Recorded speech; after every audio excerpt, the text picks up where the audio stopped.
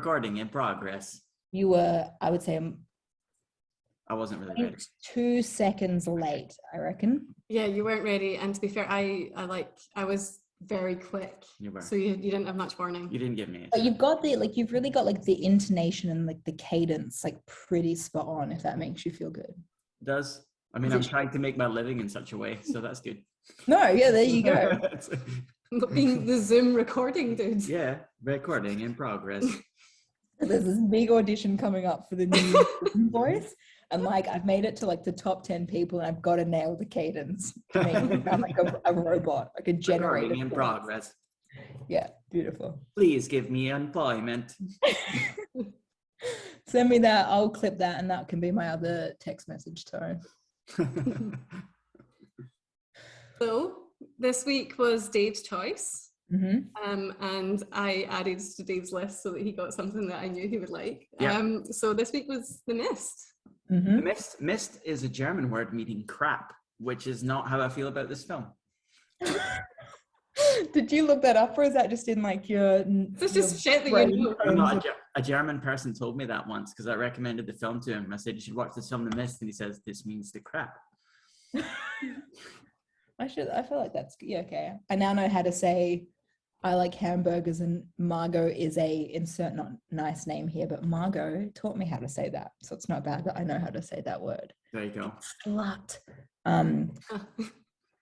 Okay, The Mist. Yes, we watched The Mist. So yeah, I think when we talked about this last week, I had said like I'd seen it, but not for a really long time. And it turns out that I was accidentally lying. And now I'm trying to work out when and with whom I watched this movie. So obviously it wasn't with you guys. No. And then I think about the people that I watch films with on television versus the people that I go to the cinema with. And the only thing I can think of is I maybe watched it with JP at the beginning of the year when I was in Adelaide, because otherwise, I didn't just watch it by myself for no reason. Like, hi, kitty. And but yeah, so it was really, because I felt really good because I was just like, yeah, I don't remember any of this. And then I got in and I was like, oh, I remember everything of this. But then it was quite good because then I could pay like attention. You know, that's like once you've seen a movie and you understand like the story and what's happening, like then there's like different levels of things that you can pay attention to and stuff. So did you only see it for the first time this year? No. So I think this year was what I thought this was, as in I saw it a really, really, really, really long time ago. I didn't remember anything. And now I'm rewatching it again. I think that actually already happened at the beginning of this year. So then this rewatch was I've not seen it at all for I saw it really, really long time. I haven't seen it for ages. And then I was like, except for maybe earlier this year, I realized it was possibly at the very beginning of it. No, I think it was when, anyway, we'll tell the story now. I'll jump in when I'd seen this movie. So we have actually seen this film a lot, to the point where I think we had to stop ourselves from watching it so frequently because, well, it was a horror film that, I mean, I like horror. Dave didn't like horror.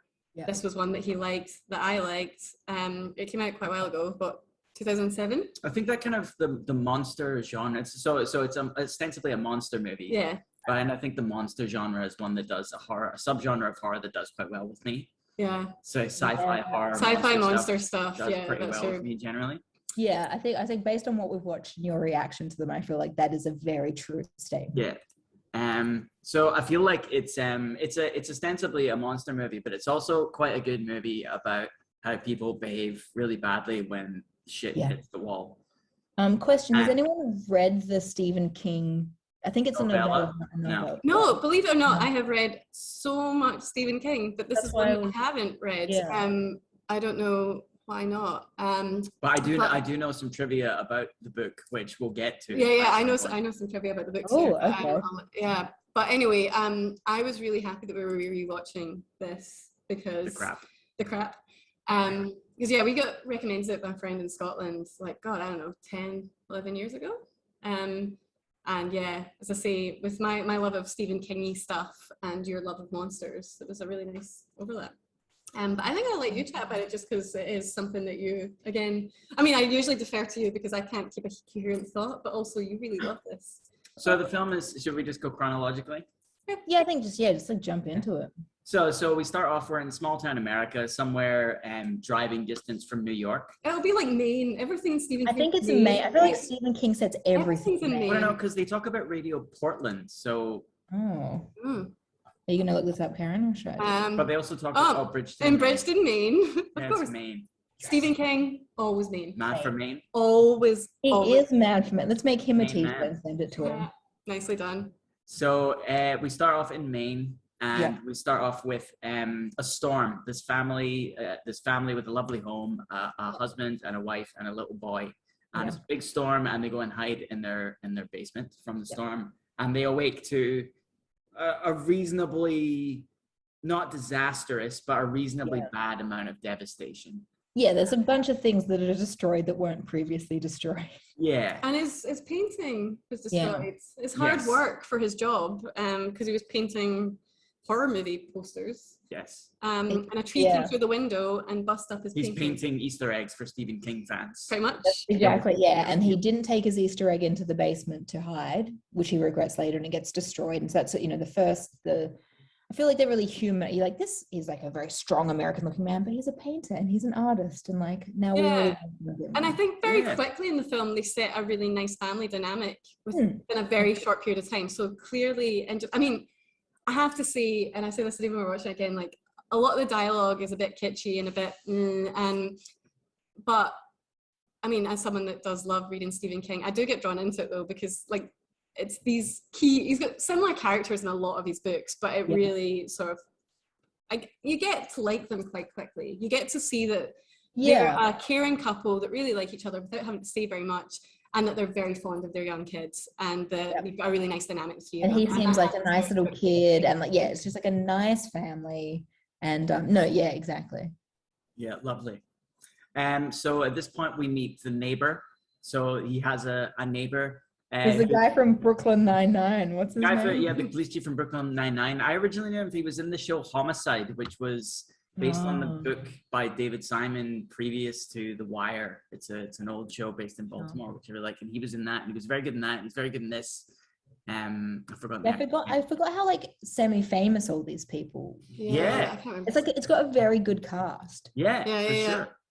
And then the main guy, which I didn't realize, and it was when I was like halfway through watching it, I was like, I've seen him, and it was something that I did recently rewatch, because I love when you talk about, you love the monster horror genre.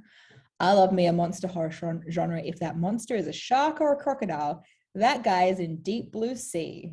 Oh, nice. Yeah, so he's like the main guy in Deep Blue Sea. I was like, that's where it's like, I've seen his jawbone before. Yeah, he's in that, and he's in The Expanse as well, which I think is still on. So we meet the neighbor with whom he has a confrontational relationship.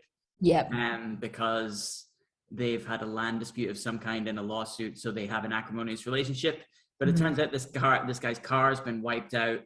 And asks David, who's our husband, hero character, for a lift into town, which he kindly does. And now they're sort of like pals, and then like even that when they get into town, what's his face goes to make a phone call, and then the neighbor is like with the son, and so it's like they go from being a bit crappy and building up this, we really don't get on, to suddenly, you can take my son by the hand and walk around the supermarket. These people making the best of a bad situation. They've decided to be very civil to each other, like it's going very well, I think. Although on the way to the supermarket, we get our first kind of inkling that something is maybe amiss, because we see the power company going out to try and get the things go up. A mist. Actually, we've seen the mist. We've seen the mist. That's what starts. So I made a pun, you guys, and I got ignored. We skipped right over the mist. Yeah. So like before he even goes to chat to the neighbor. They were looking at the damage outside. There's weird mists over the lake, but it doesn't appear the way mist usually would be. Yeah, they've established that it's a mist. They've seen mist on the lake before, but not coming down the mountains in that particular. So it's like there's a mist. We've seen it on the lake. We've not seen a mist of this type before. That's interesting.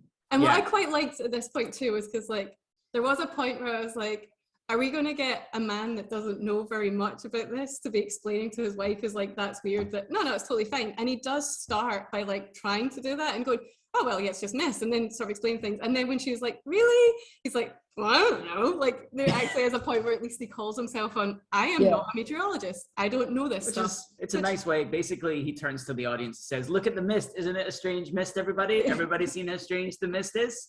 Yeah. So, remember that mist. It's going to come up again. Yeah. So we've seen the mist. And when we're driving to the supermarket, we get our first inkling that something's amiss because we drive past a bunch of soldiers. Yeah. And our neighbor character makes the comment that perhaps their power is out as well. And there's like an army base close by that and then he even, because the neighbor is like from out of town, right? So it's like, this is his holiday house. Yeah. Whereas our protagonist in the family, they actually live there all the time. That's right. He's like, you're a local. Like, what do these people even do at this weird army base? And he's like, you know. Yes. Kind of thing. So we're in the supermarket, which is where we're going to spend the majority of our time. We spend a lot of time in the supermarket. Yes. There's a bit of an earthquake, which alarms everybody. Someone in the shop after the earthquake helpfully says that was an earthquake, which seemed a bit redundant to me, but given all the shaking, but it happens. And then there's some air raid sirens, which really freaks everyone out. So maybe it's like it's an earthquake as opposed to like, I think I just saw Godzilla. Like maybe there are different reasons that the ground might rumble. Yeah, exactly. You're right. I guess. And also, I think as well, before even the air raid siren, like there's a lot of characters in this film. There's a lot to get your head around, but we're already introduced to some really nice characters that we clearly are supposed to have a rapport with. So when they go into the supermarket, the lead dude is chatting to Big D. Is chatting to a younger woman that clearly babysits for him a lot. So the babysitter checkout chick. Yeah. And then there's a little bit of banter from this dude Ollie, who is the assistant manager. And then there's a little bit of banter with some teachers from the kids' school, and so like there's a lot of like camaraderie going on. Yeah, you got this like nice small town, people know each other, they're interested in each other's lives, like it's very at the same point you've got the army dudes that come in. There's the dudes that come in who are like, oh, are we going to miss our bus or whatever, and they're like, oh no, we've got some time.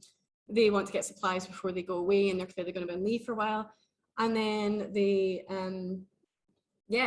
must be right about that time there's the earthquake and air raid sirens, and then a guy runs and just before we go on, like one of the things the film does really well is like in having all these people, we basically have all these different facets of society coming into contact with one another. We've got rich educated people from the city, we've got local people who are perhaps mechanics, etc. We've got people who work in the store, we've got local teachers, we've got the military, we've got all these different kind of pillars of society in this one environment. The local artist. And then when the earthquake happens and the air raid siren happens, it sets up something that's continued throughout the film, which is that something has happened that these people are not at the epicenter of, which is a really, really cool place to watch it from. We don't really ever find out what happens. We just know that there's a mist and that something bad is happening. Yeah, you get like the aftermath. It's like something's happened, and like all of it's like you're getting all these after effects, which are like just as fucked. But like we don't like what? Yeah, exactly. You never really know what happens, and that's one of the film's strengths, I think. So at this point, we're introduced to the mist proper. Yes. Mr. the Mist. We get someone coming into the shop saying something in the mist. Yeah. Which I have to say, Sophie, just what we're like, where there's some lines that we get stuck on. Dave and I, since we first watched that film, every now and then we just yelled at each other. I was going to be like, how many times did you rewind it and rewatch that line this time? Was it 7? It's going to be my guess. Yeah. It was more than once. Okay. Yeah. But that is a line that we like to say a lot. Anyway, so a man comes screaming in, he's a bit bloody, comes screaming into the supermarket and says something in the mist took John Lee, I believe it is. John Lee, yeah. For Mr. John Lee. I remember that because I was just like, it's almost like John Doe, but they've made it slightly more interesting. I know, good news, Mom, I've been cast as John Lee in the new film, The Mist. Oh, at least you're not John Doe, yeah. No, that's right. Great, son, great. Congratulations. We look forward to seeing you on the big screen. Something in the mist takes John Lee. So at this point, and he's kind of panicked and he says, shut the doors. And this mist just rolls in over the car park and obscures the vision of everyone in the supermarket. Yeah, so there's kind of speculation that it's a chemical cloud. It's something. Sorry. Yeah.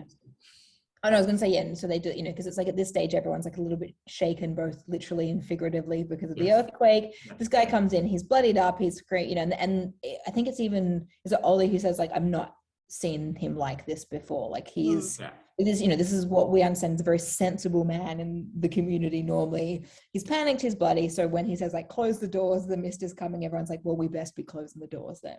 Yes. That's all I was gonna Yes. So we shut the doors.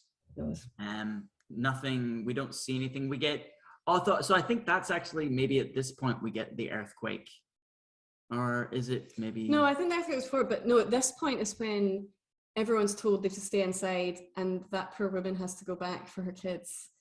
And she's like, who's going to do this poor woman a solid? And go with her. And they're like, no, you can't leave. And she has an irresponsible 8-year-old that she's left like a smaller child with. And like, it's fine for a bit, but the 8-year-old forgets that they should be watching the small child. So I need to go. I was only nipping out for 5 minutes. So the question is, who is really the irresponsible one here? Yeah, it's not the 8-year-old. That's clearly not Stephen King's take on the whole thing, or Frank Darabont's, because they set up this is the first half of a little morality tale within the film, a little morality subplot that happens. So this lady's got to go home to get her children, and she asks for someone to escort her home, and no one will do it. So and then she like starts naming, like, are you exactly. That's what's so brutal, and to the point where she does eventually like look at our protagonist David, and he's like, I've got my own kids to deal with. And actually, the reason everyone's so concerned is not just the panic of the man. By this point, as the mist is coming in, he says, what's his name, who's running the shop, says, shut the doors. And someone's like, screw that, I'm going to my truck. And he runs outside, and we hear his screams. We hear his screams. So there is, there's not only, it's not even now just like that account from that guy. We've also heard someone not have a great time in the mist. So the suggestion is like, maybe don't go. Maybe don't do that then. Yeah. Yes. You're right. Yeah. But she does. Yeah, so she leaves. At this point, everyone decides to stay put and to kind of hunker down until rescue comes. Why? So at this point, David goes back to the storeroom, and I can't remember why. It's because it's to get his son is really freaking out. He's not feeling good. Really, he's panicking, and they were like, "Look, there's moving pads, sofa pads, or something like, I don't know, furniture pads. It's like exactly. So it's like in the loading dock, so you can go and get that. Whereas all the supermarket staff are trying to like move things that have fallen over in the earthquake, make sure everyone's okay, but like essentially get the store back in kind of order. So he's like, but on you go back there and you get stuff that you need. Yeah, because it was like, so the person who played Marita Kovarubius in the X-Files, whose name I can't remember, she's like, I'll go get him some aspirin. And then it was like, okay, this kid needs like some blankets. They're just like, we've got moving pads there in the storeroom. He goes into this like big, like the loading dock. He goes into the loading dock. Because it's got it's important because there's a roller door that we need to pay attention to. Yes. So he goes in there, and one of the things in the loading dock is the diesel generator that's supplying electricity to the shop. Yeah. He turns it off because it's backed up, so it's spewing forth all these nasty fumes. So he turns it off, and as he's coming back through the dark, the loading dock door bulges inwards. Yeah, like there's a big force is pushing, maybe aggressively, at the loading dock door in a way that you'd be like, no. He's quite understandably alarmed at this, as we all are as viewers. And he does a wee little run inside. A wee little run into the shop where he bumps into some guys, Ollie. Ollie's one, and then it was the two dudes. Then the guy who's he's been in a bunch of things, the older guy who then ends up being he's great. I mean, he's just very good. He's very good in everything. Yeah, he is. He's good. Do you know who he played?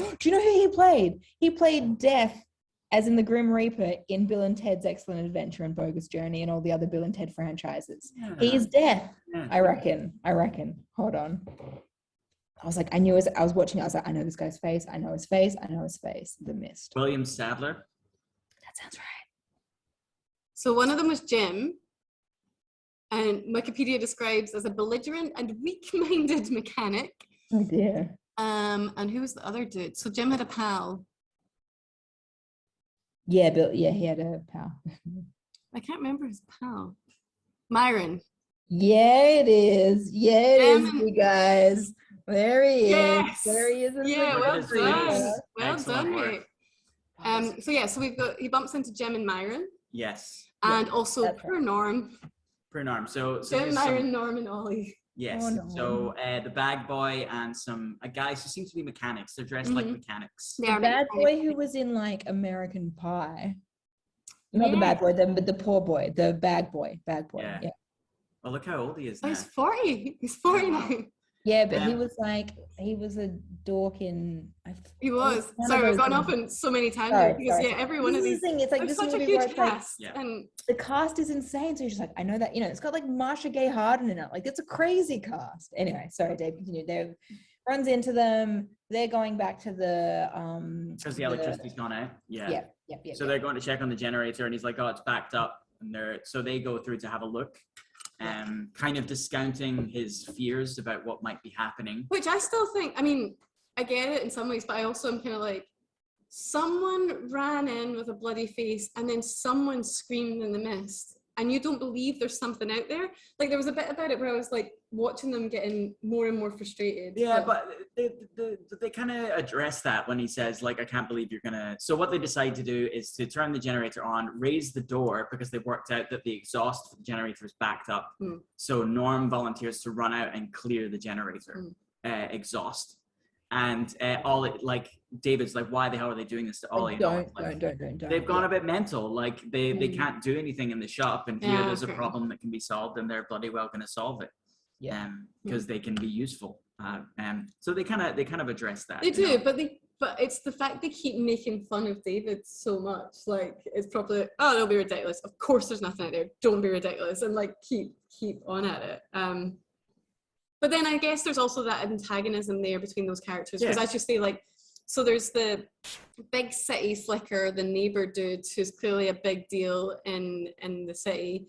And then our lead dude, David, is clearly somewhere in the middle ground. For all he's a local, they still think he's a bit above himself because he's a fancy man local because he he work for people in big cities, right? Exactly. So he's the middle ground between the locals that really see them as the roots of the community, and then you've got like the outsider completely, and they certainly see as more of an outsider than so I think it's also sort of partly to demonstrate that. Yeah, but basically what happens is Bag Boy gets like real fucked up by tentacle. Yeah. So this is when we first see something from the mist. Yes. The door gets raised, and some tentacles come through. Yeah. They've got tentacles. They've got like teeth on them. They've got these like they kind of do this. They kind of do this and have teeth on the underside. It's all very upsetting. Yep. I still. Sophie is a tentacle, everybody.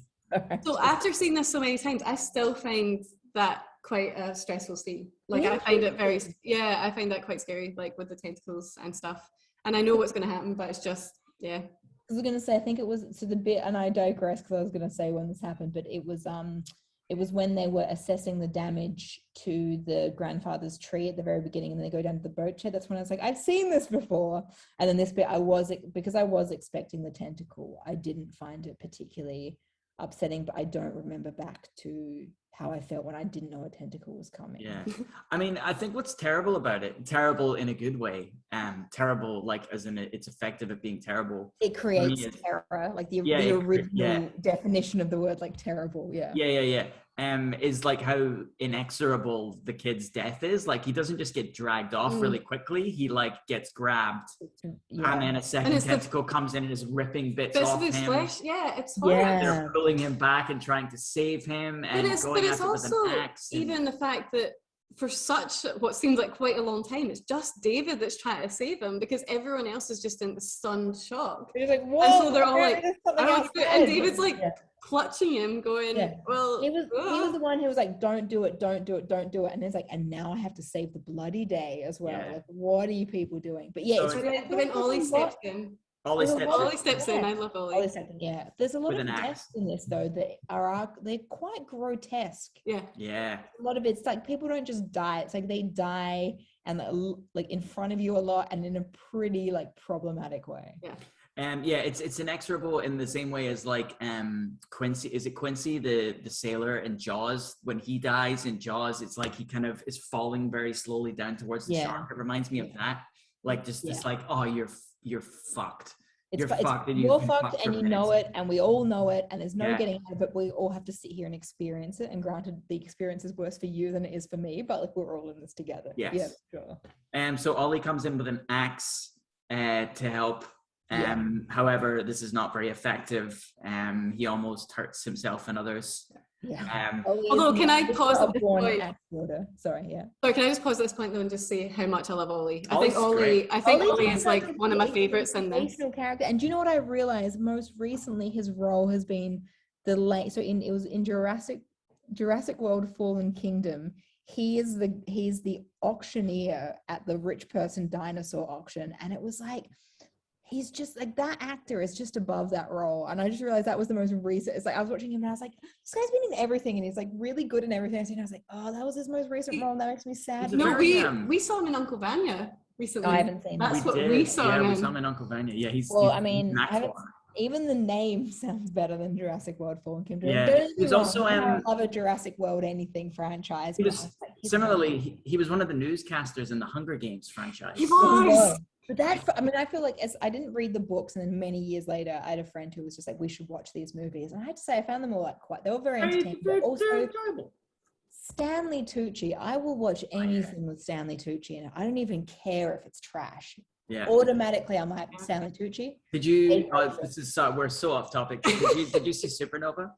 Yeah. Fuck me, that was great. I've not seen it yet. No spoilers. Okay. That was very good. Anyway, I love Ollie. Yeah. Ollie tried really hard, but he gets some of the best lines and some of the best moments in the movie. Yeah. So he tries to help. Norm, unfortunately, is taken away, and we have this really great shot where David kind of really slowly is like recovering and looks like up at Jim the mechanic, like, mate, let's deal with this. So he kind of hits him a couple of times and is kind of going to vomit and is having a whole time. Like, the stakes are so consistently high throughout this movie. Like, it's just...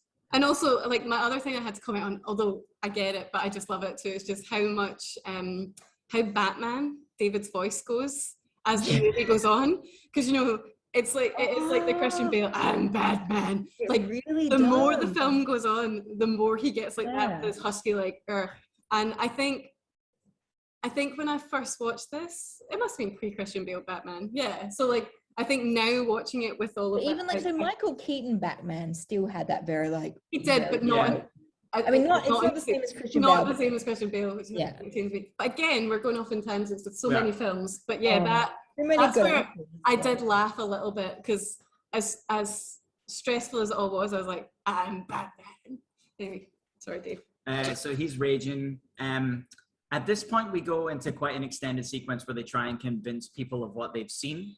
So they Can you explain to me why they pick the neighbor as like he's an important big man from New York? I don't know. I kind of got the impression that he was like a good public speaker and was going to like maybe a political presence. Like, so I figured it was because he was likely to be a political presence in the cities, and so and being like that, you're clearly an influencer. In which case, if you get someone like that, be more of the spokesperson. Maybe he had the most Twitter followers. Because I was just like, obviously this is why like this character is important. This is why we're telling him. And it's like, and like there was a comment like his big city is lawyers all the time. And I was like, but how is he helping? And that, I guess that was the bit that I didn't quite get. But it's quite important for the the storyline. And also I think, as Dave was saying, like you see all these different factions coming together, and around about that point, he's already been chatting to a bunch of people in the community and trying to assist them and talk about what's really going on and whether, you know, like, is this a natural disaster or man-made thing? What's happening? So he's already, of everyone in the supermarket at that point, he is the person that seems to be rallying people together. Oh, you're right. Yeah, sure. And actually chatting about what's going on. So I think, to me, watching it, it was like, well, it's an obvious choice. This is someone that clearly is trying to keep a situation calm. I would have picked the monster hunters in the supermarket. They're the people that I would have rallied. I would have been like, who here in the past has hunted monsters before? Because we've got a little bit of a problem. I'm just you have to come with me. With tentacles. Hey, I would have picked the badass old woman teacher. She would be my rallying point. She's tremendous. Yeah. Yeah, so but then unfortunately the neighbor, once told about this particular problem with the tentacle in the loading dock, thinks that the small town folk maybe are taking the mickey somewhat, and it's all a joke, and what an inappropriate time to make a joke at someone's expense. I think I would respond in exactly the same way. Be like, what are you fucking? But then I think it's quite interesting because it's like, then they're like, no, literally come and see, and he's like, no. Yeah. Well, I guess no. If you thought someone was playing a trick on you, of course you're not going to go with them. No, I think. But what I didn't understand, but maybe it's still around the you're all making fun of me, is that there's still eventually when they start chatting to more people about it, a small cohort does go down to see the tentacle that has been. I think once I think surely like at that stage, if you were him, you would have been like, okay, if they're taking the piss, they're doing it to a lot of people, and there are some people who are going, it's like, fuck, well, okay, show me your fucking tentacle, idiots. Like, you think you'd at least at that stage, but he's just like, I don't. Well, the tentacle evaporates though. Well, that's my other issue. Like, I remember again watching this after seeing it many times before, of just like, don't touch the tentacle. I'm going to be so disappointed. You're going to touch the tentacle, it's going to disappear, and then you don't have your evidence anymore. That small cohorts see it before it disappears, don't they? Or they just see that? The supermarket manager sees it, and he goes to convince. He says to everyone, "Look, there is a big problem. There's an actual tentacle." And even that's when they start. That's when they start better. Fortifying the supermarket a little bit. Although still, a bunch of them don't believe anything's a problem. And then is it at this stage that we have Marcia Gay Harden being like a super religious nut? Is that when she starts like being stealing the movie a little bit? Stealing the movie a little bit. Yeah. Steals the movie. So is this when she's in the toilets? Yeah, having a wee pray. Yeah, having a wee. And then she's. Oh my God, that line that she says to the new teacher in town, the blonde teacher, whose name again, it's Marita Covarrubias. She's part of the syndicate in the X-Files. So you think she's just like a special agent, and like the syndicate is like the secret government, and she like features like quite heavily in the So I was going for her name in this movie, but thank you, Sophie. So Amanda Dumfrey. Okay, I don't know the actor's name. I just know it's Covarrubias. Oh no, that's the character's name. Oh, that's character. Okay, there you go. I don't know what it is. But no, so she goes in, and then she starts the movie off with such great faith in people, and like everyone really comes together and whatnot. And so she goes in, and she clearly wants to help our Mrs. Carmody, and she is like, look, everyone's like, are you all right? Can I come in? It's like, what do you want?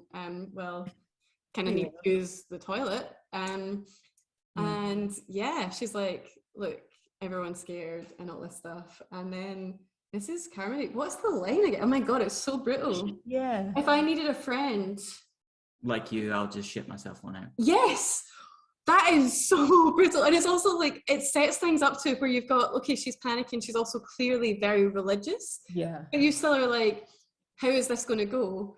But with that, it's really brutal, and it's like, mate, no need for that now. Come on. And it just gets worse though, so that's really like, that character does not get any better and in any way, shape, or form.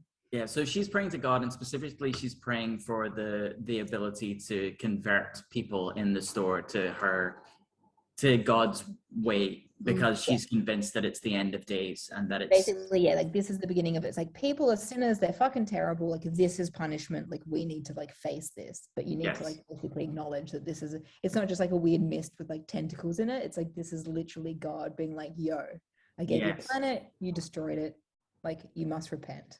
Yes. So she starts preaching. She starts actively preaching. Really aggressively. Denouncing atheists or people who believe in a modern God. She's like, God. Yeah, even a modern God. Yeah. I'll have none of it. It's Old Testament or it's nothing, motherfuckers. Yeah. And she starts to preach. Yeah.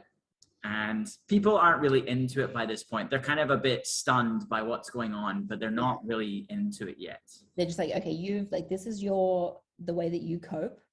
And I'm going to cope by being like confused and surprised. Yes. Yeah. And at this point as well, so she's doing that on one side, and then our out-of-towner has decided that they can't wait in the supermarket anymore. They have to go get some help. They gotta go. This is like, whatever's happening, they can't just stay here. We need to go do something about it. And people are trying to coax them. And I have to say, the coaxing maybe have worked for me, because it was like, we're going to have a barbecue. We're going to have some wings. Yeah, someone's putting a chicken on. We're going to fire up one of the Barbies at the back. We're gonna have like all the chips and like all the crisps, all the treats. It's and I was like, this film made me want snacks. Yeah. Oh, it made me want all the snacks. I was just like, of all the places, because I think it was when they were like, oh, you know, I'll get some aspirin or whatever. It's aisle 3, and then I was like, of all the places to be stranded, what an excellent place to be stranded. And as I say, look, I don't eat much meat, but like that film just kept making me want wings.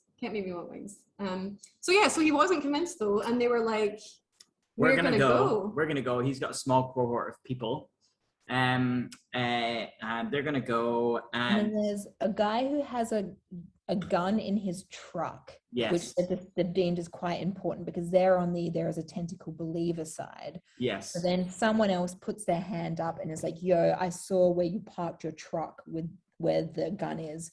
I will go and get the gun and like bring it. So they're leaving to get the gun for people's safety, whereas then you've got the other cohort of like, now it's like later. David is trying to convince him to tie a rope around his waist, like his neighbor, so they could see how far away they get from the supermarket. And again, I probably wouldn't do that, because I'd be like, what the hell are you doing? This is crazy. But yeah, you're right. This one believer, they're like, oh, you're leaving us? And he's like, no, like you're a bit too highly strung for my liking or whatever. So he's like, no, I'm going to go and try and get the gun because I saw where you parked. I will wear the rope. Right. And then he has a bit of a banter with Mrs. Carmody, because he's like, you know, I just don't believe that God is the asshole that you think he is. Yeah. And I'm like, so again, this guy, he's not in it for much, but he has such a big impression. And then there's the other sort of more bikery looking dude who's like, you've got balls of brass. Yes. So they set out from the supermarket. He's got his rope around his waist. The others are all, you know, going out into the mist. They step out, and you've got that moment of like, I was going to say that bit where it's like they're holding the rope. It's like, if they're expecting something bad to happen, they shouldn't have had their naked hands on that rope. It's like, this was only going to end badly if you're using it as a test to how far someone can get. And it's that bit where, anyway, sorry. That was just the bit that I was like, the rope. And then it happens and you're just like, oh, that's smart. Well, it all starts off quite well when they step out, because I think there's also that thing of like, is the mist itself killing you, which is something we'd all speculated about earlier. And when they step out, they're like, oh, we're not dead. It's not the mist. The mist is fine. And then they all kind of look around and off they go. It doesn't even come in the shop when the door, it's like, this is actually a very well-behaved mist. The mist, even having opens the doors, the mist actually just stays on the outside of the supermarket, which is also good to know. So it's because in the back of the supermarket, there's actually a stem cell lab. So it's maintained at positive pressure. Ah, that's what it is. That makes more sense now, Dave. Yeah. I love when you've got a scientific explanation. There's a clean room in the supermarket. There's a clean room. Because you know, like usually Sophie, he gets so annoyed when like the science isn't up to scratch or whatever, but like he's got an explanation for this, so he's fine. So that's good. Yeah, it's fine. I mean, you'd probably expect the opposite, because there's probably open refrigerators and stuff, so it's probably colder in there than it is outside. Maybe it's just warmer in the supermarket, so it's higher pressure. Yeah, it could be. It's just warmer in the supermarket. Yeah, because they've got exactly. It's controlled. They've got aircon. They've got So climate. Again, in the interest of reining us all in, because we're not very good at that. So this dude goes out on the table around him. Yeah. And he's setting off. He goes to go and get the gun, and everything seems to be going okay for a very short space of time. That's right. And they're like, oh, he's doing quite well. Look at this. This is great. And then the rope goes and burns the little furnaces. Oh. Yeah. So the rope is playing out very, very quickly, and they all need to grab jumpers and things to let go. Yeah, and I liked it. So was it and Dave was like, kind of like, I'm trying to hold it, but I don't really want to hold it. And then it was like the old teacher like throws him like a jumper or something, and it's just like, okay, good, now at least he can. So that, they all managed to clamp down and stop the rope moving. Yeah, and they're all being pulled, implying rather than showing the existence of something very strong and massive. Yeah. Which I also love, because we were at least holding onto that rope. There's a lot of adult humans pulling with all their might on that rope, and it's still giving it a fair go.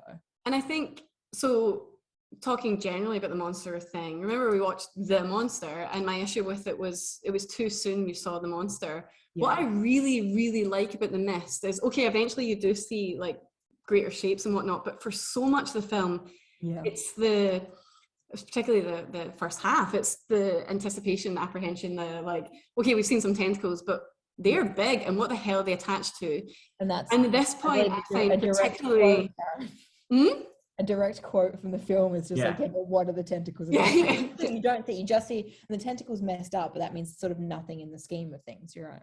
And that's the thing, like with this bit, I find this particularly horrifying too, because I just think this is just such a perfect horror film moment where it's just all we've got is a scary rope and mist. Like that's all it is. But this is one of the pivotal scenes in the film that I also find incredibly stressful.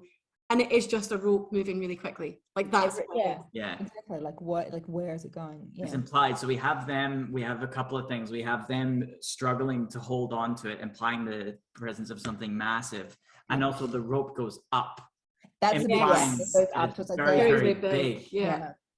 Which is great. And then it goes loose, and they start to play it in, and then right before we see anything, the rope is just all bloody. Oh my God. And my favorite, of course, because everyone in the supermarket is watching this, including all of the children. So it's kind of like they're pulling it in. And as this bloody rope is starting to come in before there's anything on it, it's like people are like just screaming. And I was like, like, and it's like drip. Like, it's not even like it's a bit bloody. It's like a dripping, visceral fucked rope. Like it's gross. And the problem is, and I was thinking about it because it's like his hands have got all messed up, and then it was put, and I was like, dude, you're gonna get someone else's blood into your gaping wounds. Like that's all I thought was like, this isn't sanitary anymore. I was like, what? Because when he's pulling it in, he doesn't have his t-shirt that he's holding it with anymore. And I was very worried for him for a second, because I was like, those are gonna get infected, your little hands. But of course, this is not going to be the biggest problem that he has. It is not even close. But and then I think, one of the great, so he's pulling it in, and then guys, finally, the person attached to the rope comes back, but they are just legs. They are just legs. They're just legs with the, I think you're absolutely right. What makes this horrifying is not that we see the legs, because we see the legs before the people in the supermarket see the legs, because we see from a leg eye view, getting dragged towards the supermarket. And what makes the whole thing really stressful is not seeing the legs, which are obviously gross. It's the reaction, hearing the reaction of a large number of people to this is so stressful. Like hearing the gasps and the calls like of these poor people in the supermarket who've just seen this guy's legs appear. Yeah, for sure. Really. So he didn't really survive. No, he did not. Which turned out this is fixed upon by Mrs. Carmody as evidence that the end of days has come, and that sacrifices are necessary. Human sacrifices are necessary to appease the monsters. That's right, yeah. Which is quite an important bit of information. Yeah, that really escalates later on. It really does. She says this, and she also prophesies that the monsters will come again that night. Yes. And I think they'll take more souls. Look, all I'm saying is like, that's I don't know if that's like anyone could have guessed that. Like, the way things were going, it's like, you know what? You're probably right. Yeah. Guess what, guys? Things are not going very well. They're probably going to keep not going that well.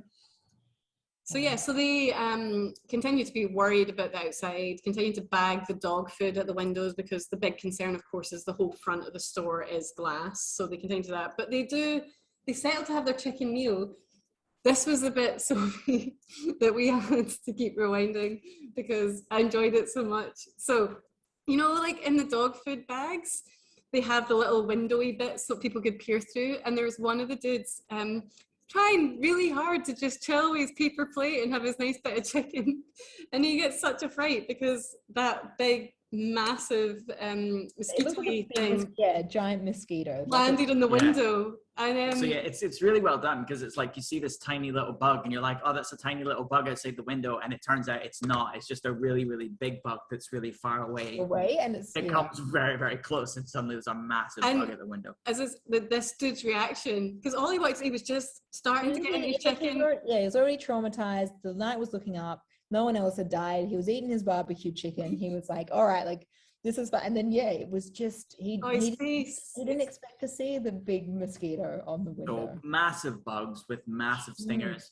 Mrs. Carmody takes this as further evidence of revelations, because she cites this proverb about how the locusts will be given power even as the scorpions. Look at those stingers.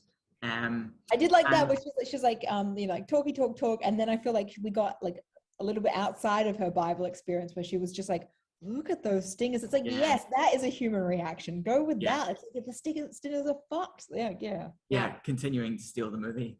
Yes. Even in this tiny moment.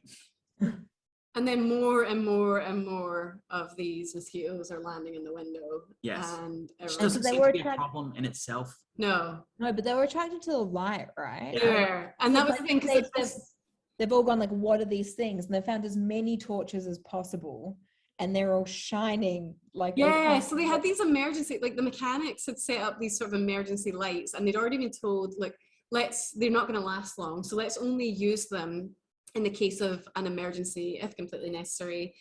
And at this point, like, they've not really turned them on yet, but there are still lights on, and they seem to have like handheld torches and stuff. There are some handheld, and so people go to the window and they've got the handheld torches and do this, and you're like, bugs have never been attracted to moving light before, and they just all do this as much as humanly possible. And so you cut. Sophie, this is where you would enjoy that. I just kept on doing my Jurassic Park lines. Screaming at the TV. Just like, turn the lights off. Turn off the lights.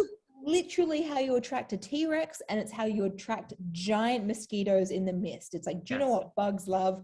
Lights. Turn your fucking lights off. And if you like, even, or just hold them even stationary, I think would be less problematic. But they're literally going like, this is where the people are in, and then the bugs come. And so the bugs come, and that's not a problem in itself. We've got lots of bugs, but then there are these kind of pterodactyl-y things with 4 wings that come, and we get a holy shit moment, and these things eat the bugs. Yeah, because it's like, you see there's like the bugs doing bugs, they're all coming up, and then and I believe it's the pterodactyl, is it colliding with the glass? To grab the bugs off the glass. And so the windows start breaking, and that's when the dudes run up to the back of the store to try and turn on the lights. But someone at the front of the store twigs, actually the big mosquito bastards are attracted to the light. And then it just all becomes a little bit chaotic. This bit is just it's a mess. It's an absolute mess. Like, a mosquito flies in and stings checkout girl on the neck. Checkout girl. Just after she'd had a lovely like love interest moment. Oh yeah, because she fancies the soldier who's about to go on leave, and then the guy from Battlestar Galactica and The Force Unleashed. Okay, so he's going to get shipped out to war, and then they do have a bit of a conversation as to like, well, why did like you never ask me out? And then they like start making out, and then like they decide that like they don't want their first time to be in this like gross little room in like the back of a supermarket, but they've had this like nice little bonding session. So again, it's like they've got these little small moments with some characters that really don't much in it, but like they have these little moments that give them enough that we really care when crap happens. So like, good for so she starts to have like this big allergic reaction thing to it. At first she gets stung, and you're like, oh, that's an awkward place to get stung, but like it's a mosquito, like what, like but it's a how bad is this going to be? And you're like, is she just going to be like a bit incapacitated? Is she going to bleed out? Like, how? Turns out bad. Edema out to here. She's had a terrible time. Puffity puff, just like. And I mean, they did it was grotesque. It was grotesque. They did it very well. So that's happening. They're focusing on that. A dinosaur has got, the pterodactyl type thing has got into the store. And is that when it swoops in and like pulls someone's neck? That's grotesque as well. Yeah, eats him. It's the dude bites him right in the meninges. Was it not the dude that was enjoying his chicken? There was a guy who was enjoying his chicken. Gets bitten. Yeah, it was the chicken guy. It was the chicken guy character, right? Has a terrible time. Yeah. We've got a couple of flaming torch things going on. I feel like that's the time, because that's what. So David uses it to get rid of one. It's like it's like a stick with a thing on the end, and they've lit it up, and he's. But it starts so badly anyway because they can't light it. How many people does it take to try and light this torch? And then they've got matches, and they're not matches. They've got lighters, and they don't work. And then they've got one of those like lightery, buttony, pushy things. They can't light it. Well, it's one of those ones where you have to push it slowly to childproof it. Childproof it, yeah. Oh, that's right. They actually moan about that. Yeah, so their weapons, because at this point they didn't get the gun because the dude didn't go out there. They have one gun. We've got one shotgun. We've not got a shotgun. We've got one pistol because turns out the new teacher carries one in her purse because her husband's worried about her. But she can't fire it. But luckily, Ollie. I loved it. He was like, well, actually, it was like a state champion. He was like, because clearly there's animosity between him and his manager. So we've already had that set up before the pterodactyls are in. So we know there's someone that is armed and can manage. But there's a fuck ton of people in here that are going to try and use these flaming torches that cannot deal. And that becomes very problematic to the point of someone setting themselves on fire. Yeah, so someone has got the flaming torches are mops they put the accelerant in the mop bucket and they've got the mop in there, so someone grabs it, sets light to it, spills the accelerant everywhere and falls in it, so he's on fire, having a terrible asking for trouble if that's your weapon. So that's going down. Meanwhile, someone has been left in charge of David's son. And David is preoccupied. David is preoccupied beating a pterodactyl to death.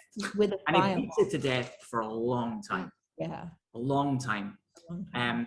David's son gets away. So Ollie has wings the other pterodactyl with his gun and is following it around the store, and it's charging down the one of the aisles. Yeah. The lady who's looking after David's son lets him go because he's struggling to get away, and he runs out into the path of this pterodactyl. David stops beating the other dead pterodactyl to death just in the nick of time to go and grab him and pull him out of the way so Ollie can kill the last pterodactyl. It's literally standing, and it's like, mate, like, come on, child. Surely you're like, I don't know. Do you not have any? Is there nothing inside? Where's your survival mode? Like, what are you doing? I don't know. I think he just lost it all by this point. Like, I think you're right. I think he lost the plot a little bit. Where's my dad? My dad keeps leaving me. Yeah. And I don't like this situation. Yeah, so Ollie kills the pterodactyl. Yeah, Ollie is just the best. Ollie is the best. Kills the pterodactyl. At this point, Mrs. Carmody's given some credence by what's happened, because some of the people are like, "Oh yeah, they said that it was going to happen." Said it was going to happen. She said it was going to happen. But still, it was a small group. It wasn't quite everyone. It was a handful of folk. And but meanwhile, we've got a big problem because the dude that got burned in a really, really bad way. So we've now got the dude's burned. We've got the shop checkout gals dead because of her sting. Yeah. But at least we've now got the pterodactyls out, the mosquitoes out, and they're gaffing up the windows or something. Like, I don't know. So they're trying to secure the place again, knowing it's not going to last very much. But the main drama now appears to be, ignoring Mrs. Carmody, the main drama appears to be this dude who essentially wants them to just shoot him because he's got third-degree burns to basically his entire body that we can see, and he's gone like, do you know what? Like, literally, just kill me. And then when they were like, no, he's like, I will do it. Like, just give me the gun. Yeah. And at this point, I can't talk anymore because at this point, Dave's like, oh, Karen, your favorite bit's coming up, and then I can't talk. Yeah, so at this point, we're going to go to the pharmacy to get some burn stuff. Yes, we are. Because apparently there's a special type of burn stuff that's at the pharmacy. Because originally it was going to be like antibiotics and painkillers. And they're like, oh no, they've actually got like special like burn. Yeah, they special burn stuff. Yeah. And they had the real badass strong drugs that weren't just aspirin. Yeah. That they had in the store. So it was like, and so our our teacher woman, the badass, she knows where the drugs are. For whatever reason, so she has. But it's none of our business. We've got other things. She has to go, and then they're trying to get some folk together to do this. But we've also established that we need to go because by this point, David and his little cohort of people are quite concerned about Mrs. Carmody and the fact that she's turning people to her way of thinking. And he's like, you know what? And we need to leave. We can't stay here anymore because things are obviously really bad outside, but things are getting really bad inside. And this is our test, right? Like, that was their test run to see like, what are things like outside, and if anyone is still kicking about in the pharmacy. Yes. Yeah. So we gather up a cohort. and Mrs. Carmody again makes a prediction that they will bring the beasts back with them. I just like Karen's reaction in memory of what's about to happen. So we go to the pharmacy and we get in, and someone's left the doors open, which is not a good sign. So it's a bit misty in there, a wee bit misty. And we get the drugs that we need fairly quickly, put them in some poly bags. No worries at all, is there? Sensible man who ran into the store at the start of the movie has gone along on this little venture, and he hears something weird. Yeah. And this is where Dave kept going, just leave, you've got the drugs, why are they not leaving? Get out, just leave. And I'm like, they did have the drugs. Yes. They could have left. They should have left. At this point, they notice that there's people hanging from the ceiling. In big old spider web. And one of them, it turns out, is a military policeman who is full of spiders. Like, oh my God. It's like that. And I just feel like that is, of all the horrible things that happen in this movie, 1,000% Karen, without a doubt, the most fucked thing that I've seen. And so I've watched a lot of fucked things, but like it is like he's in his spider webby cocoon thing. And then there's a bit where he kind of just like face plants and just his back explodes. Just kind of like and just like low-key impact.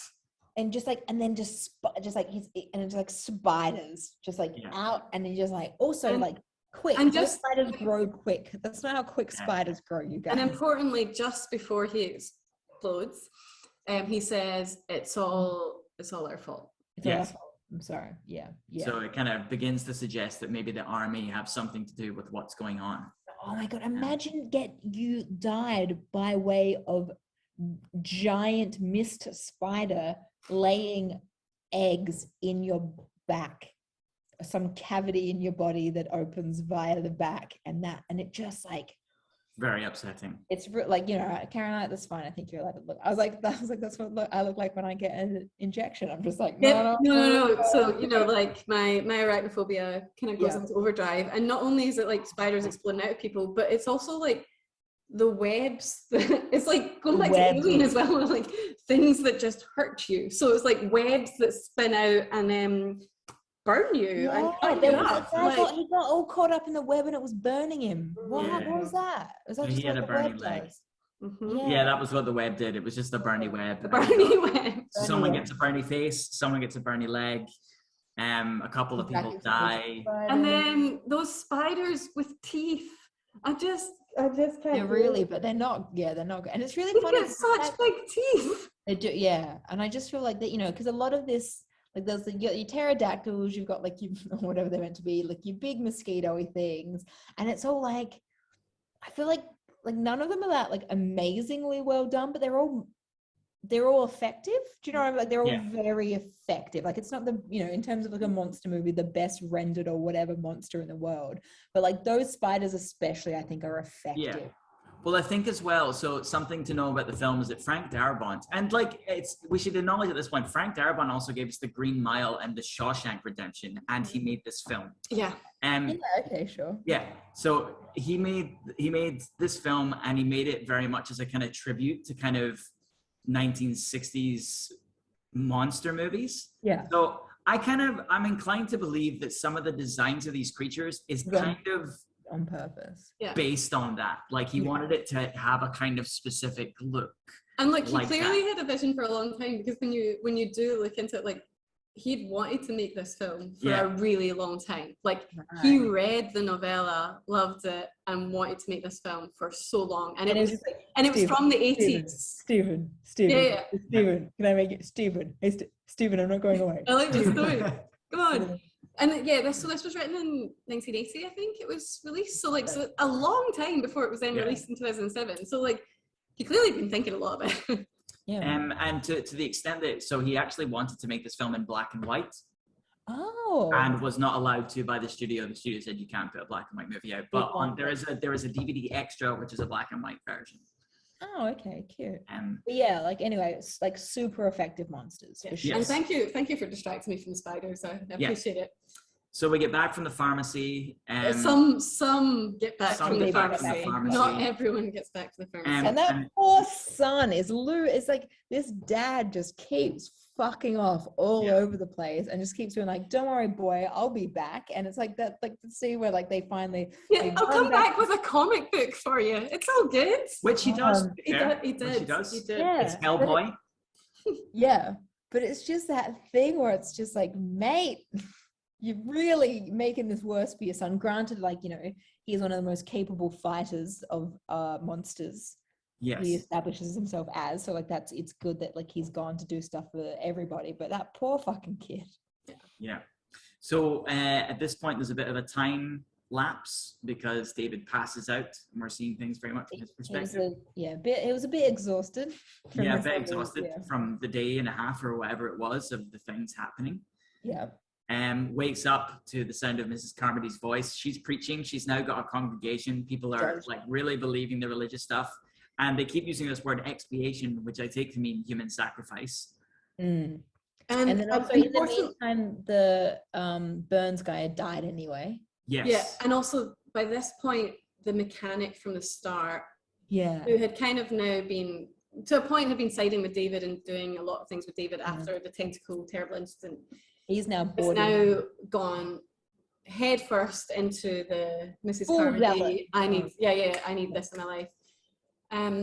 So yeah, you're right. The Burns guy died anyway. His brother, who'd wanted to go and get the treatment, was one of the ones that got killed anyway, going to the spiders.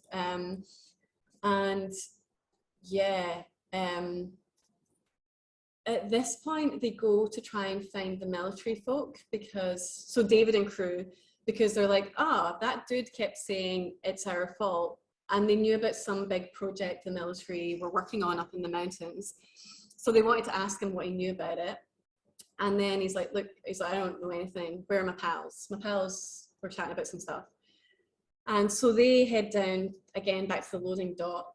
And that's where they discover that his pals killed themselves. Yeah. And them all sneaking as a big group down to the loading dock, our pal Jim, the mechanic, spots them all going and is kind of like, oh, what's going on? Yeah. This breakaway group are doing stuff. And he actually hears part of the discussion and goes, it's all military fault. And then this is horrible. Like, you talk about how bad the monsters are, and clearly, like, the spiders traumatize me. But to have the spiders so soon followed by people being the worst is like, kind of what broke me. Turning on, so it's like you've got the guy who's already seen his, like, now the new love of his life has been killed by a giant mosquito. Then it's like, and then you go on, like, his pals have now, like, all hanged themselves. And then to have these, like, sycophants being like, oh, okay, so it's actually the military's fault. There's a military man. We need to sacrifice something to the monsters. Let's pick this poor fucking guy. Yes. So there's a bit of mob justice. So he admits that, yes, he knew something, and that we get a kind of, this is the best explanation we get for what's happened, that perhaps the military were trying to open windows to other dimensions, and that perhaps one of them allowed the creatures to spill through into our dimension. And so we're seeing things that should not be in classic Lovecraft style. Yes. So at this point, Mrs. Carmody says, this is the problem. These scientists walking on God's moon and splitting God's atoms, and abortions and free love, etc. And at this point, before anyone can really intervene, because David's trying to intervene, everyone's trying to intervene, before they can intervene to help him, he is stabbed by one of the congregation. Just repeatedly. Right up. And I was actually quite impressed with how the vitality left in him after having been stabbed. I feel like that was like, it wasn't a good looking stab, right? It was like somewhere in the important organs. There was a lot of blood and stuff, but he was still really trying to get away from that situation. But it was awful. It's just so awful. As you said, like of all the monsters, of all everything, you got this guy who's been turned into the scapegoat, and they stab him. And then they just like throw him out into the mist. Yeah, he suddenly becomes the new sacrifice. Yeah, feed him to them. But and that's the thing where so like they throw him out into the mist, like the doors are being closed. He's like all wounded up, but he is still very alert and alarmed, and he wants in. And it's like, I think it's that bit where it's like they almost like zoom into his face and you can see there's something in the background. You can see this guy, and you're like, oh, like it's really awful. And he gives it a please. Yeah, a single please. The bloody handprint. And I had the subtitles on because I felt like this was one of those, the highs are very high and the lows are very low in terms of like sound. So I just always have like, so I don't want it to disturb my neighbors. So I like have the subtitles on just in case. And it was like that bit with the please, and then it's just like the caption was just like, please. And I was like, oh, it was awful. It's awful seeing it in caption form. Oh, yeah. So, and I think what I find interesting about all of that, obviously mob mentality and whatnot, and it's like, and clearly Mrs. Carmody's like riled them all up. Yeah. But she hadn't, correct me if I'm wrong, but she hadn't yet said we're going to sacrifice people or whatever. Like, so she was advocating. She was advocating for it, but she didn't say you should do this. Yeah. I don't think. I think it just happened, and then she was like, oh, I've done, like, it was almost like this is her power. He's been stabbed now. Yeah, but I think that's what's interesting, because it almost was also a turning point for her, where it was like, she'd prayed earlier on, like, I'm going to save all of these souls and I'm going to bring them to you and whatnot. And it wasn't so much, even like in her slightly crazed mind, it didn't seem so much like, I'm going to try and help people survive this or whatever. It was more, I'm going to bring them to you. And then suddenly she got this power, and there was this bloodthirsty aspect of it. And so as soon as, he was stabbed, it was like, oh, well, that dude decided that himself. I didn't instruct it, but I'm going to take this. This is mine. I've created this. So sacrifice him. And from then on, like, she was already at like an 80. She just ramped right up. She was up for 100 best point. She goes a bit ballistic at this point. So we feed him to the monsters, and she says the beasts will leave us alone tonight. And seems very satisfied with what's happened. Yeah, she bad. So at this point, our protagonists, our heroes, Ollie, David, the teacher, the old teacher, and the man who ran into the supermarket at the start of the film, are like, we need to get the hell out of here. It's later days, this fucking play. It's like this is the beginning of the end in terms of just like the downfall of society as opposed to like God. And so it's like go time, dawn, go time. Yeah. So Ollie stashes some food up by one of the registers, and they get some sleep. Teacher wakes up David and says it's go time. He goes to find the groceries, and they're not there. But what is there is Mrs. Carmody having a wee twiddle of a knife. Yeah. That's like ruining it for everyone else. Like it's like, look, you've got your little posse of zealots, like you've made your bed here. Just like let people, like people don't want to be involved, let them be, Yes. So she starts to confront them. Yes. Saying, what's wrong with you? Don't you believe in God? Which is obviously becoming a problem to not do so in this supermarket society. Yeah, exactly. Although we've glossed over something. When they make the decision to leave, they have a kind of little confab in the loading dock about why they should go. And the teacher's like, people are fundamentally good. Like, we shouldn't do that. Ollie, back me up. And Ollie has one of the best lines of the film. He says, nah, as a species, we're fundamentally insane. And you're like, yeah. And I also forgot another one of my favorite moments, so Ollie I love, but also the older teacher I love, because she, when they're trying to go to the pharmacy as well, throws a can of peas at Mrs. Carmody and was like, well, stoning, because she was riling everyone up saying they couldn't go to the pharmacy, and she was like, well, stoning was acceptable in the Bible, so there you go. And she's like, I've got plenty more where these come from. And I'm like, yeah. That's right, yeah. Old Testament joke and violence. So don't you believe in God? And it escalates very quickly to her saying the privilege of these sinners, saying they want the privilege of being left alone. They're sinners, and they're haughty in their sin, and they're privileged and proud of who they are, and they're to the detriment of us true believers by acting this way. And then basically says it's from them that the blood of sacrifice has to come. and we want the boy. Yes. We want the little boy. Yeah, that's right. I forgot about that somehow. We want the boy and the whore.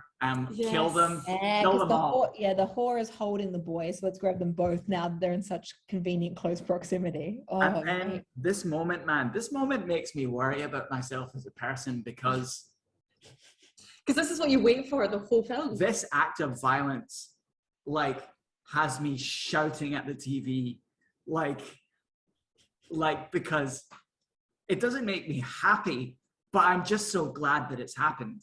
Yeah. So we're getting kill them all from Mrs. Carmody, and then we hear a shot. And she's holding it's really great. She's holding this glass jug of milk, which explodes, and we see a wound in her chest. And then we see Ollie with the gun. And we see that he shot her. And then he doesn't stop. He shoots her in the head. So that's the thing. He shoots her. And then it's like, and then he's just, that's exactly it. And it's just like, and you just see the shot appear. And dead. And like, that's as if that's not good enough. We then get the best line of the film, which is Ollie saying, I shot her. And David saying, yes. Thank you, Ollie. Yeah. Like which just, I just go, yeah. Which is, like, not how I want to feel about violence, but I feel that way about this act of violence in this film. Well, look, it was, it's necessary for the survival of the protagonists who are what we've established, probably like better members of society than the person who's gone full religious and like sacrificial. I mean, they don't seem like they were inciting violence, but sadly violence was where they kind of ended up. Violence found them. But to prevent an 8-year-old being sacrificed to monsters. Yes. Mate. And I find it hard to argue with that. And much as in Return of the Jedi, as soon as the Emperor has been killed in the Empire, it's like, oh, that's it, we've won. The congregation just kind of dissipates and like, we don't have a leader now, and we can't remember what she was saying, so we can't. Oh no, it's also partly because Ollie has the gun. That's true. Ollie so they'd all been trying to so she's commanding, and the reason the gun came out was because her mob all have bigger knives than her, and they're all approaching and brandishing the knives at everyone. So like they're in a very threatened position, and as we all know, the only thing to beat knifey is like bang bangy bangy. So Ollie then manages to steer them all out of the store by like brandishing the gun at folk and going like, you have to let us go. So they leave, but of course they're all in the mist. But it has been established that he had parked his van a closer distance than the distance that the guy who ended up being in half got, right? Exactly. So he's got this distance, whereas the car was here. Yes. So like they'd still be able to make it to the car, so it's okay. Like they have actually thought about the logistics slightly. So we've got Ollie, the manager, the our protagonist, Teach Me Teach Face, the kids, Oldie make Teach Face, and then the dude from the start. So there's 7 of them. The car seats 6, I think, but there's 7 of them, including a small child. So this was all going to work out. And it's like there are no cops about to see if everyone. Yeah, exactly. Right now, but they quickly lost some people. They lost the manager. Lose the manager in the mist.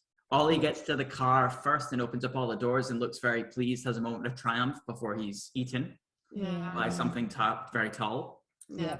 Oh yeah, very tall. Very tall. Gets eaten. The rest of them make it to the car and pile in, and then we have a horrific moment where David is deciding whether or not to get the gun that's landed on the hood of the car. And there's a spider. And the spider is coming to get him. You're right, Karen. There are spiders. Yeah, there is a spider at this point. He gets the gun and jumps back in the car, and it turns out the spider can't. So maybe the spider's seeing infrared or something that can't penetrate the glass. Is my hypothesis about why the spiders can't see him. That's just a hypothesis. But he gets the gun, which is important later on. Yes, and so they drive off. The manager does manage to get back in the store. The manager runs back, bangs in the window. Obviously, Mrs. Carmody wouldn't let him back in, but she's not around anymore. So the rest of them are like, yeah, let him back in. Yeah. So we've lost Ollie, sadly, which was heartbreaking. Yeah. But now there's 5 of them driving out, and their plan was to drive as far as their petrol can take them. GTFO, as they say in the Bible. And they hope that they'll get out of the mist. But of course, at this point, the music starts up. So like The Mist is pretty silent music-wise all the way through. I don't think I don't think there is much music. No, and then that music starts, and I'm like, Dave, this is also Sophie when I do this, because like, oh. Again, having seen it before, knowing what's coming, and that music is so epic. And then I don't know, like the ending takes a really long time, and it's very they first go to get the wife and mother. Yes. So Yes. and then she's been like spider webbed up, attached to the. It's quite good. They don't even need to go inside to look for it, because they drive up and there's cobwebs, and then they look up and she's been all cobwebbed up in the tree that was like the grandfather's. So obviously this house they lived in, they'd already established when everything fell down, but like that was the tree that his grandfather planted, and like it got knocked over, and anyway, so she's been spider webbed up in the grandfather. And do you know, I said to Dave, I'm like, I don't even remember that from watching it before. I wonder if it's just I was so traumatized by all the spidery stuff, and there were webs that I was like, and you just went, I'm not paying attention until we're out of the web zone. But David's already feeling crap, because you know, one of the things he was going to do when he got back from the store was block up the holes in the windows so nothing could come in, including these very scary spiders that clearly killed his wife. So that's at the moment. Yeah, very sad. And then so that's sandwiched between two scenes of them driving through the mist in slow motion, past buses with dead school children and stuff. It's all very horrific. It's all very bleak, and then stopping to let a massive, I mean, stories and stories and stories high, gigantic Lovecraftian monsters cross the road. That was an amazing monster. That's a great monster. I don't usually like seeing a whole monster. That was an amazing monster. Yeah, because they really went for it. They really committed to the concept. And I like that the monster clearly looked like it was of the same like animal kingdom as the bugs in the film. They all do that. They match really nice. Like, the whole like they look like they're from related taxa. Yeah, exactly, Dave. So that happens, and then eventually they run out of petrol. Yeah, and they're still in the mist. And it's worth mentioning at this point that David had made a promise to his son that he would not let the monsters get him no matter what. Mm-hmm. So they're sitting there out of petrol, and they hear these sounds, which they interpret to be the noises of monsters coming to get them. And through a series of looks at one another, because his son's asleep. Yeah, his son's asleep on the young teacher's lap in the front of the car, and the two older folk are in the back of the car. So through a series of looks, it's communicated that perhaps they're just going to kill themselves rather than have to be eaten by monsters in a horrible way. Which I get 100%. You're like, if I'm going to die, I'm going to die. That's exactly what's going to happen. Yeah. How would you choose to die? Yeah. Like a shot in the head, or being like literally ripped in half by a monster, or having like the spider lay its eggs in your back. No. That itches my back. So it transpires that there are four bullets left in the gun. There are 5 of them. It's interesting to note at this point that this is where the book ends. Yes. I didn't know that. With that bit of knowledge. Yeah. So he says something to the effect of, and I know this by secondhand knowledge, I haven't read it, but he says, there are 5 of us, but I only have 4 bullets, and the book ends. Yes. Right. Whereas in the movie, we need to take it a step further. And one thing I should stress is, like, when Frank Darabont told Stephen King how he wanted the film to end, Stephen King was like, yep. Off you go. Brilliant. I wish I'd had the balls. Yes. Oh, that's good. Because I was just like, because that really changes the ending in a fairly significant way. Yeah. But Stephen King was like, go for it. From my understanding, again, I didn't speak to Stephen King about this, but from what I've read, I think he was quite happy about this. So we don't see the actual shootings. What we do see is the little boy waking up and looking at his dad with this expression that one might well make at their dad if their dad was pointing a gun at them. And then we cut away to just see the car and hear 4 shots. Because the thing that happens, so you said in the book it just ends there, but then in the movie he goes, there are only 4 bullets, and then he makes some comment like, I'll work it out, or that's right. So the suggestion is the bullets will be used for the other people. He will sort his shit out after, he'll find some other way to kill himself, not including monsters, after he'd shot all of those people in the car, one after another of his child and his friends. He's and his son mate. And the worst thing about it is it seems completely reasonable at the time. Mm-hmm.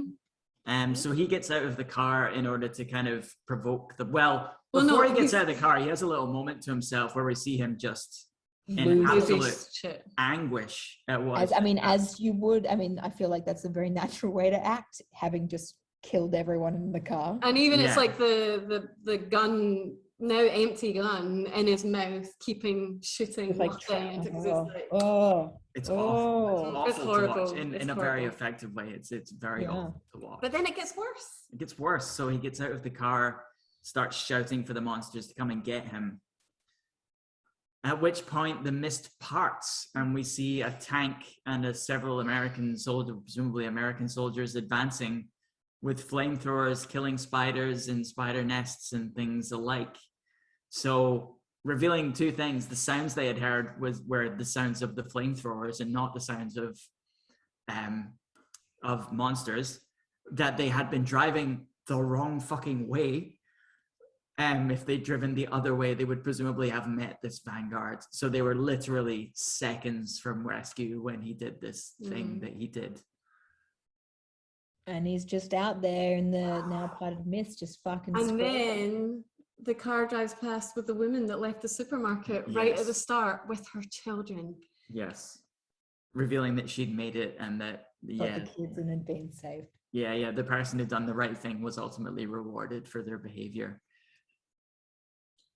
Apart from that, it was like a real cheery movie. Yeah, absolutely. But like, do you know what I quite like? We've talked before as well about quite enjoying a grim ending, and often, particularly with so we've talked about like The Descent and stuff in films that are not American films, being more inclined to have the grim ending, the bold ending. And what I really like this was an American film. This was an American film that went for the bold. This is heart-wrenching and horrific. And there's not a hero in this. Like far worse than the ending of the book. Also written by America. Just wow. So I, again, having seen it a million times, sorry, you don't need to see Snuffy's butt. Seen it a million times, still really like that film. But the thing that did cheer me up that I hadn't noticed before watching it was like, Dave, did you see the big dead spider at the end? And he was like, what? So we had to rewind that, because if you actually usually I'm so horrified by the end of the film, I'm like, but there's like a big, raisin spider with the legs, but it's huge. It's like car sized. Oh wow! Right at the end, and I'm like, I'm glad we didn't see one like that. I would not have appreciated that. Yeah. So this is one of the horrors that I really like. I definitely would get your dad on board, but I mean, it was with him that I need to work out who I watched it, because I didn't watch this movie by myself, and then I think about all of the normal culprits who I watch horror movies with. And I think maybe... And it wasn't us, so... It wasn't you guys. Because it was that thing where as I said, like at the very beginning bit, I was like, I've seen this really recently. But I was like, but obviously I didn't see it with Karen and Dave, because they would know if they saw it really recently, and we wouldn't have picked it as a movie. So it must have been... Because, they've now made a series of The Mist, which is on Netflix. Which I've not seen. Dad and I watched maybe the first episode or two, and then I came back to Sydney, and he still lives in Adelaide. So we didn't progress any further than that. But I just remember they're not in a supermarket, they're in like a shopping mall, but there's extra levels of complexity that are not dealt with in the original. But so do you like The Mist? Not the I did, although it was really funny. It was that thing where I go to start watching it and I was like, over 2 hours, Karen. I know. Every time it's just like, Karen doesn't do movies. I mean, none of us love them. And then I was like, why is it though that Karen and Dave just keep picking these epic movies, whereas I pick ones that are quite short, but just like problematic for all the other reasons? It's like, I have the timing down, but not the content. And you guys have the content, but not the timing. Yeah, 2 hours. I'd much prefer an hour and 10 minutes of abject racism. Oh God, just thinking of that again and again, it's just a bit.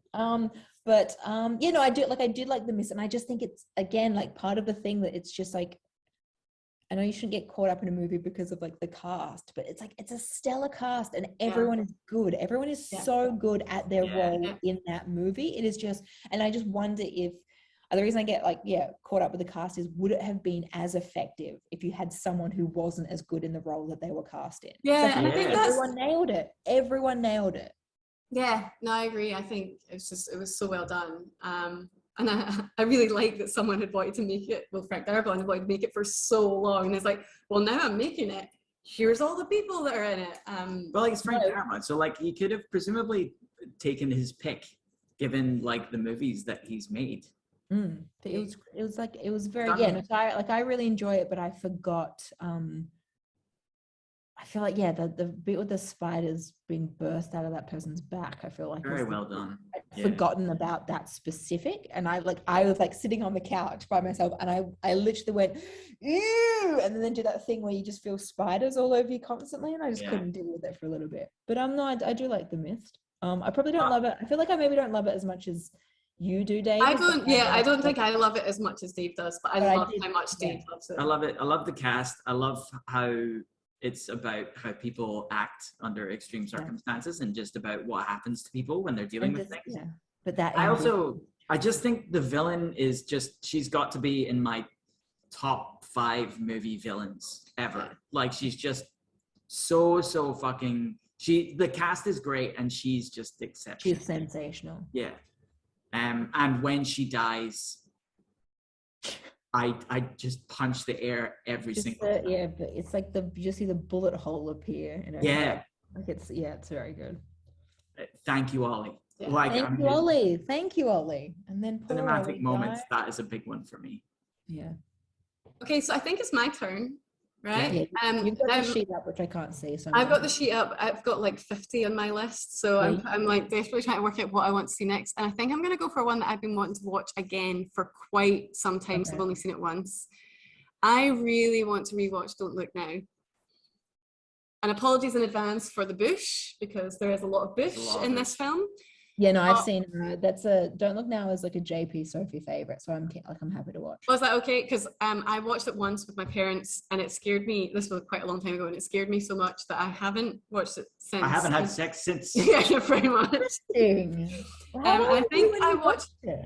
It was a long time ago. I watched it with them. I think I was in my early 20s or something. But I remember really enjoying it, and I'd quite like to watch it again. And it is like the 3rd one on my list. So I haven't seen it for at least a year and a half. So that's pretty good. Like that's long enough that I forget things because clearly You've not seen it? I haven't seen it since I was a teenager. Okay. That's a good one. Let's do that one then. So let's do that one, and I will stop the recording. We did not succeed in being under an hour. We did not. Oh well. All right, gonna do it. Recording stopped.